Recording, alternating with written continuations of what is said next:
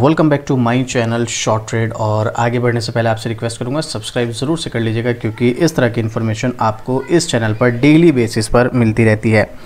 देखो, किसी भी कंपनी में अगर कोई बड़ा प्लेयर एंट्री ले रहा है, चाहे वो FII हो कोई, या फिर DI के थ्रू ले रहा हो, या कोई पर्टिकुलर HNI हो, कोई भी हो, मतलब एक बड़ा स्टेक किसी भी कंपनी में वो होल्ड कर रहा है या बाय कर रहा है, तो उसने कुछ ना कुछ तो उस स्टॉक के बारे में रिसर्च की होगी जिसके बेस पर वो स्टॉक में जा रहा है। बट प्रॉब्लम ये है, जो HNI होते हैं या फिर FII होते हैं, DI होते हैं, उनकी रिसर्च और उनकी स्ट्रेटजीज़ अलग होती हैं और हमारी होती हैं अलग।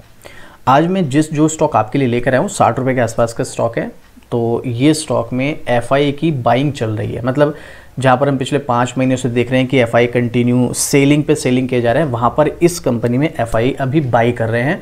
और एक लेटेस्ट अपडेट भी इस स्टॉक में देखने को मिला है। अगर आपके पास स्टॉक है तो कमेंट करके बताना। लेकिन इस न्यूज़ की, पॉजिटिव न्यूज़ को देखने से पहले कुछ और डेटा हम यहाँ पर चेक करेंगे, उसी के बाद हम डिसाइड करेंगे हमको एक्चुअल में इस न्यूज़ के बेस पर स्टॉक में एंट्री लेना भी चाहिए या हम यहाँ पर फंस सकते हैं। वैसे तो मैं अपना ओपिनियन शेयर करूँगा और आपके साथ जो इन्फॉर्मेशन है वो भी शेयर करूँगा, लेकिन फिर भी एक बार आप स्टॉक में अगर एंट्री लेने का प्लान ही कर रहे हैं तो आपको फाइनेंशियल एडवाइजर से सलाह ज़रूर लेनी है अपने, उसके बाद आपको डिसीजन लेना है। कुछ नहीं समझ में आता है, कोई भी डाउट रह जाता है तो आप मुझे कमेंट कर देना, मैं आपके कमेंट का रिप्लाई कर दूंगा। चलिए स्टॉक की बात करें। धनी सर्विस 60 रुपये के आसपास का स्टॉक, पिछले 1 साल में अगर आप देखेंगे तो उसने 63% का रिटर्न दिया और अपने हाई से ये स्टॉक लगभग 45% के डिस्काउंट पर मिल रहा है। कोई बात नहीं, सारे स्टॉक 40-50% के डिस्काउंट पर मिल रहे हैं, तो यही 45% पर मिल रहा है, तो कोई दिक्कत नहीं है। अब न्यूज़ क्या है, इस न्यूज़ के बाद जो है यहाँ पर कुछ इसका डेटा भी चेक करेंगे। न्यूज़ अच्छी है, आप देखिएगा यहाँ पर मैं आपको न्यूज़ दिखाता हूँ। तो FII न्यूज़, 3 दिन से क्यों दौड़ रहा है ये शेयर, FII ने भी जमकर की खरीदारी। FII यानी कि विदेशी संस्थागत निवेशक, फॉरेन इंस्टीट्यूशनल इन्वेस्टर, यहाँ पर उनकी हिस्सेदारी कंटिन्यू बढ़ रही है। जो इनकी हिस्सेदारी 2023 दिसंबर में 14.27% थी, वो अभी दिसंबर 2024 तक बढ़कर 20.98, ऑलमोस्ट 21% हो गई है। तो 21% किसी कंपनी में FII स्टेक ले रहे हैं तो देखो पॉजिटिव तो है, लेकिन सिर्फ FII के लेने के बेस पर हम किसी भी स्टॉक में एंट्री नहीं कर सकते, ये चीज़ भी हमको ध्यान रखनी है। अब एक्चुअल में क्या हुआ है, इस तेज़ी के पीछे का रीज़न क्या है, पहले ये समझ लीजिएगा। ये तेज़ी गुड़गांव में अतिरिक्त ज़मीन खरीदने और नए रियल एस्टेट बिजनेस प्रोजेक्ट के ऐलान के बाद आई है। तो स्टॉक लगभग 60 रुपये के आसपास चल रहा है। अभी देखो 1-2 रुपये ऊपर नीचे हो सकता है, उस चीज़ को आप इग्नोर कीजिएगा।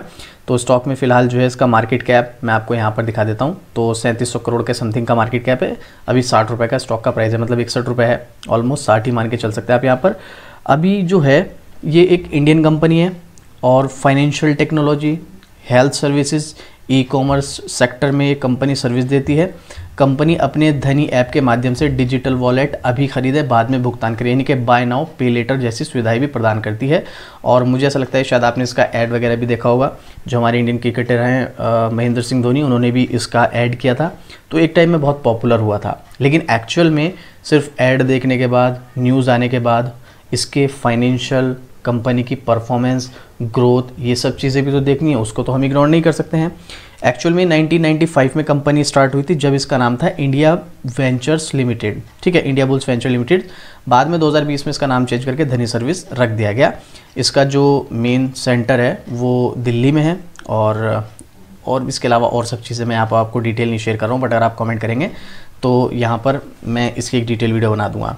फिलहाल जो न्यूज़ है वो ये है कि इन्होंने 5.37 एकड़ ज़मीन खरीदने का एक समझौता किया है, और ये ज़मीन गुड़गांव के सेक्टर 104 में है। वही रियल एस्टेट प्रोजेक्ट वगैरह का काम करेगी कंपनी। और देखो रियल एस्टेट में पैसा तो भाई बहुत है, तो ये मतलब इससे तो अच्छा रेवेन्यू जनरेट करेगी ये, बस आप इस चीज़ को समझ लीजिएगा।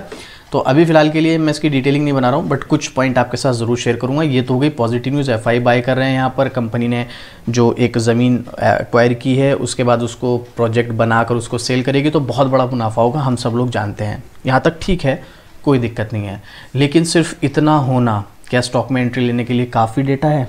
नहीं।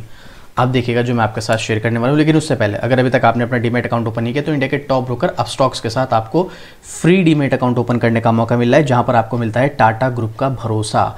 तो भाई किस बात का वेट कर रहे हो, लिंक आपको डिस्क्रिप्शन में मिल जाएगा, जाइएगा, लिंक पर क्लिक कीजिएगा और फ्री डीमैट अकाउंट ओपन कीजिएगा इंडिया के टॉप ब्रोकर के साथ, वो भी सिर्फ 5 मिनट के अंदर पेपरलेस।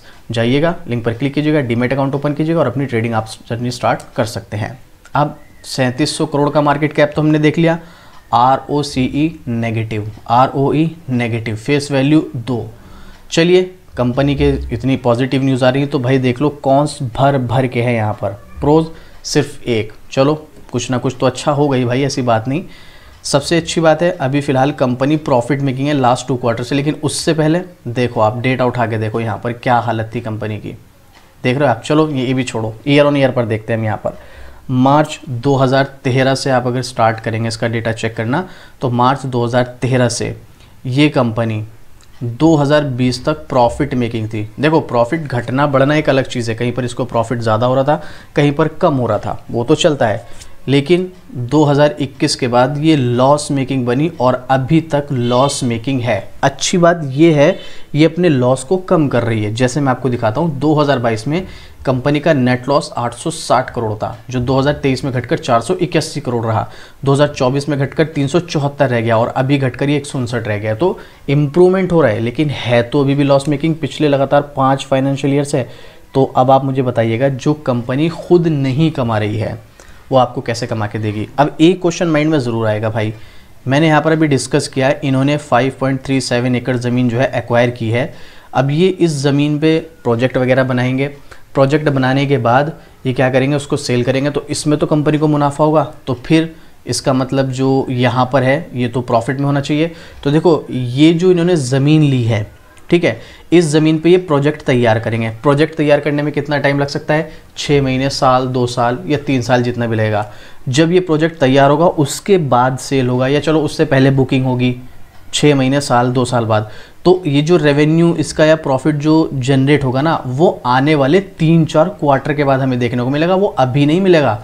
जब कंपनी, अभी तो इन्होंने ख़रीदा है, अभी तो इनके पास से इन्वेस्टमेंट हुआ है, रिटर्न कब मिलेगा, जब ये अपने प्रोजेक्ट को सेल करेंगे, चाहे वो फ्लैट के थ्रू हो, कोई ऑफिस के थ्रू, किसी के भी थ्रू हो, जब वो उसको सेल करेंगे तब वो रेवेन्यू बढ़ेगा, तब वो नेट प्रॉफिट बढ़ेगा। वो आने वाले कुछ क्वार्टर में देखने को मिलेगा, इसी क्वार्टर में देखने को नहीं मिलेगा कि इसी जो मार्च 2025 वाला क्वार्टर आ रहा है इसमें नहीं मिलेगा, वो आने वाले 3-4 क्वार्टर में हमें देखने को मिलेगा। तो उसका बेनिफिट आपको लॉन्ग टर्म में मिलेगा, शॉर्ट टर्म में नहीं मिलेगा, ये चीज़ ध्यान रखिएगा। हाँ, टेम्प्रेरी बेस पर 1-2 दिन तेज़ी आ जाए वो बात एक अलग है, लेकिन इसका इंपैक्ट आपको लॉन्ग टर्म में देखने को मिलेगा। और अगर इसी तरीके से इंप्रूवमेंट भी चलता रहा तो भी ठीक है भाई, कंपनी फिर कहीं ना कहीं चांसेस से ग्रो कर जाएगी। सेल्स ग्रोथ बिल्कुल भी अच्छा डेटा नहीं है, प्रॉफिट ग्रोथ बिल्कुल भी अच्छा डेटा नहीं है, स्टॉक प्राइस सीजर बिल्कुल भी अच्छा डेटा नहीं है, और भाई रिटर्न ऑन इक्विटी भी बिल्कुल भी अच्छा डेटा देखने को नहीं मिल रहा है।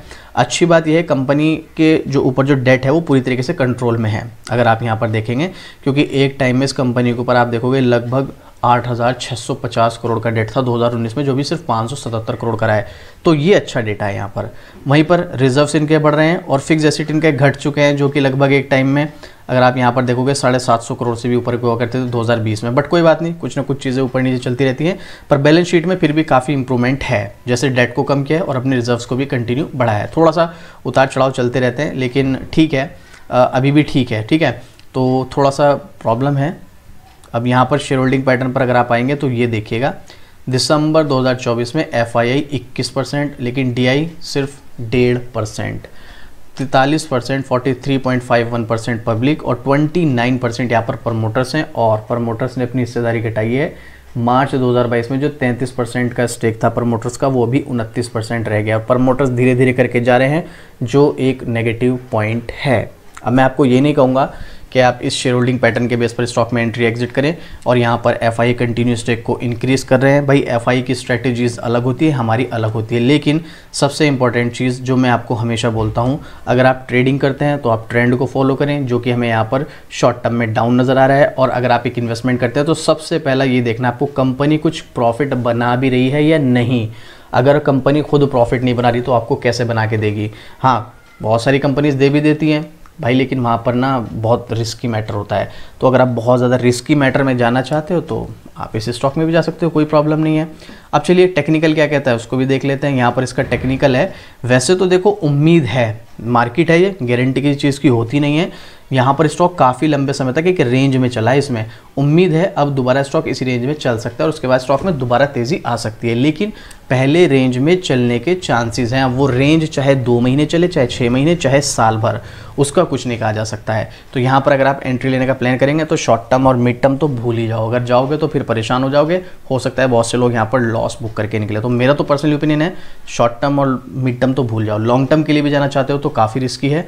जब तक ये सब चीज़ें इंप्रूव नहीं हो जाती तब तक मेरा तो पर्सनल ओपिनियन बिल्कुल भी नहीं रहेगा, लेकिन कुछ लोग अगर रिस्क लेना ही चाहते हैं तो थोड़ी बहुत क्वांटिटी इसमें ऐड ऑन करके चल सकते हैं, वो आपके रिस्क के ऊपर डिपेंड करता है। अब आप मुझे कमेंट करके बताओ ये सब चीज़ें देखने के बाद, इस न्यूज़ के बाद आपको क्या लगता है। स्टॉक सपोर्ट पर भी है और अच्छा सपोर्ट है, काफ़ी लंबे समय तक इस लेवल पर स्टॉक चला है, तो आपके अकॉर्डिंग क्या हो सकता है, लेना चाहिए एंट्री या नहीं, वो आप मुझे कमेंट करके बताइएगा। और कोई क्वेश्चन, कोई डाउट, अपना कोई ओपिनियन शेयर करना चाहते हैं तो भी कमेंट करना, आपको डेफिनेटली रिप्लाई मिलेगा। और इस तरह की डेली अपडेट शॉर्ट ट्रेड पर मिलती है तो सब्सक्राइब भी ज़रूर से कर लीजिएगा। तो चलिए मिलते हैं फिर से इसी तरीके एक और ज़बरदस्त जानकारी के साथ। जय हिंद।